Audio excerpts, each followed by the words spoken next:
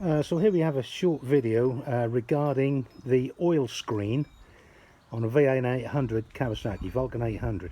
Now when you do an oil and filter change, which I just have, it's easy to forget the oil screen, which is a filter, an extra filter located in the center of the crankcase, just beneath the gear linkage, or where the gear linkage comes from the crankcase. Just there, you'll find a cap with a 17mm head, and you undo that and you can withdraw all the components of the oil screen, and you need to clean that. You may find there's some gunge on the screen, and you need to clean that up and put that back in again. And here we have the components mentioned, and there's the screen itself.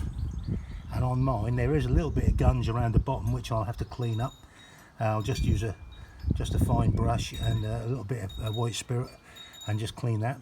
And there are the rest of the components, and that is the order in which they go back in. The screen goes in first with the rubber end sticking outwards towards the end of the bike, towards the outside of the bike.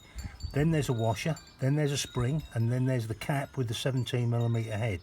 Just check that cap has the O-ring. There's a black O-ring on there, you can see.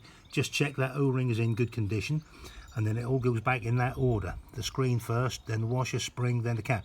Now I'm just telling you this because it's important that you note the order in which these come out, because I have heard it said, I have never seen it, but I have heard it said that the later bikes, this one is a 96, a very early 96, so it's an early bike, but the later bikes had some slightly different components in this screen, and they went in a slightly different order. So whenever you do this screen, just make note of how they come out, do what I've done there, and just stand them in order so you know how they go back in, because you don't want to get it the wrong way around.